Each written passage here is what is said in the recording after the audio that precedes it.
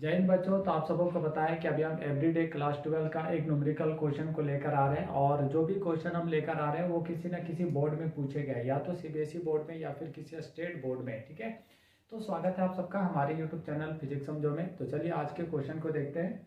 तो बच्चों आज का जो हमारा क्वेश्चन है वो यूपी बोर्ड 2012 में पूछा गया था।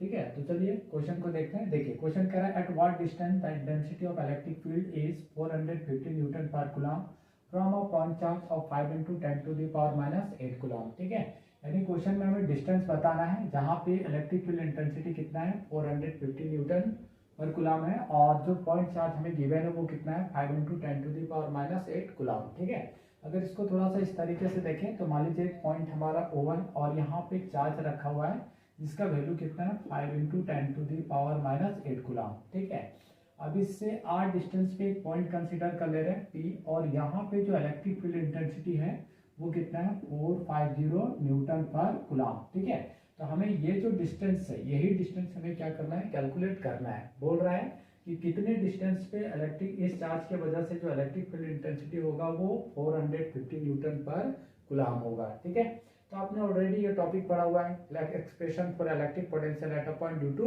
पॉइंट चार्ज, है ना। तो वहां पे हमने फॉर्मूला क्या पढ़ा था, E = 1/4πε0 Q/r²। ठीक है, इसी को हम लोग क्या लिख सकते हैं KQ/r²। क्लियर है। तो देखिए यहाँ पे E का वैल्यू हमें कितना पता है, कितना है 450 इक्वल टू K का वैल्यू पता है 9 × 10⁹, ये तो हमेशा याद रखना है ना। और Q का वैल्यू देखिए 5 × 10⁻⁸।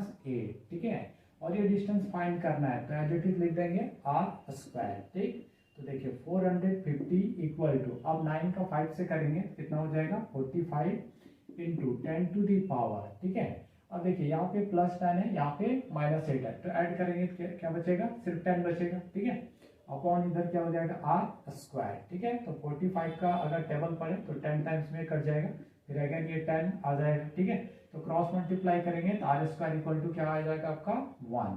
ठीक, चलिए देखिए, तो हमें तो r निकालना है तो रूट में लेके जाएंगे तो 1, है ना। क्लियर है। अब यहाँ से रूट से बाहर निकालेंगे 1 को तो क्या मिलेगा 1 मिलेगा, यानी 1 मीटर। ठीक है, तो डिस्टेंस कितना आ गया हमारा 1 मीटर, यानी इस चार्ज के वजह से 1 मीटर के डिस्टेंस पे जो इलेक्ट्रिक फील्ड इंटेंसिटी बनेगा वो कितना आपका बनेगा 450 न्यूटन पर कूलम। क्लियर है। तो यही आर हमें यहाँ पे कैलकुलेट करना था। तो आई होप बच्चों आप सबों को ये जो क्वेश्चन है वो समझ में आया होगा। तो मिलते हैं अगले वीडियो में नए क्वेश्चन के साथ, तब तक के लिए आप सबों को ta-ta bye bye, thank you.